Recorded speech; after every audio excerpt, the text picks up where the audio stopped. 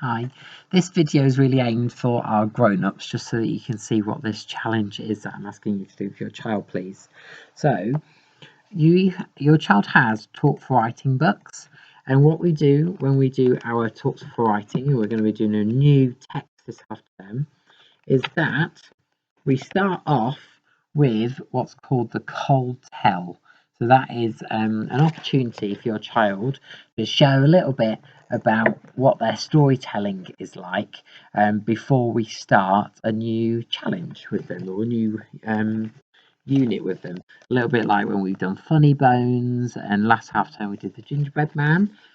And then what we do at the end is we do what's called the hot tell, where they then get to have a go at speaking to us about what they've learnt using the story or the text that we looked at, and how they've innovated it, made it their own, made it exciting.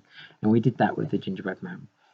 Now the challenge, please, is to see if you can have a go at giving your child the opportunity to tell a story.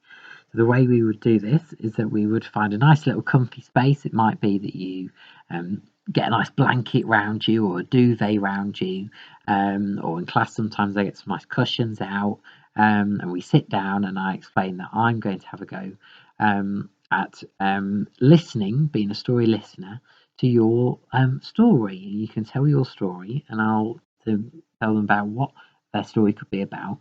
So at the moment, we're doing the text Monstersaurus. Now, obviously, your child may not have ever heard of that book before.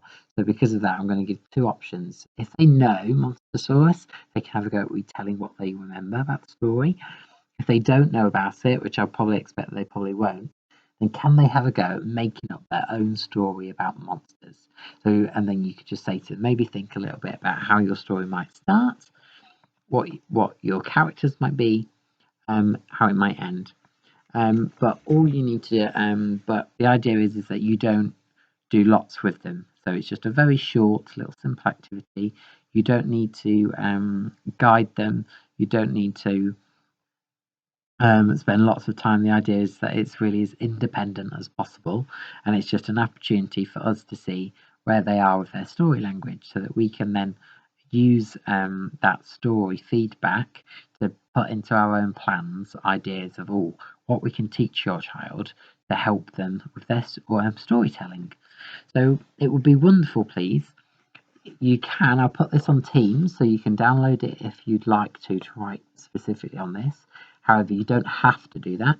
You could use some paper, keep a record of it, or you could use your child's book that we sent home.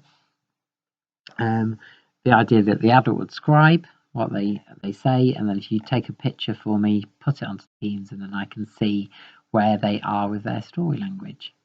Now, that's it really. A couple of other things that might just be useful to consider.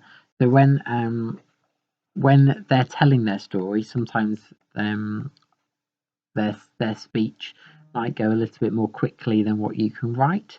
So sometimes I will just say to them, "Oh, that's wonderful. Let me just say that back for you," and then I will, as I'm catching up writing, I'll then listen to that or listen to what they're saying, and then I'll just repeat it back to them, and so that they then don't lose too much of the flow of what they have for their story.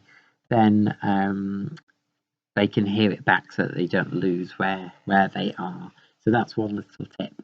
The other thing is, you'd be more than welcome, if you wanted to, you could always video your child telling it themselves, and so it's a video one, so you're then not interrupting their flow, and put that on Teams so that we could see that. That would be amazing. Okay. Right, hopefully that makes sense. As always, anything you're not sure about, please just ask on Teams. Thank you. Bye.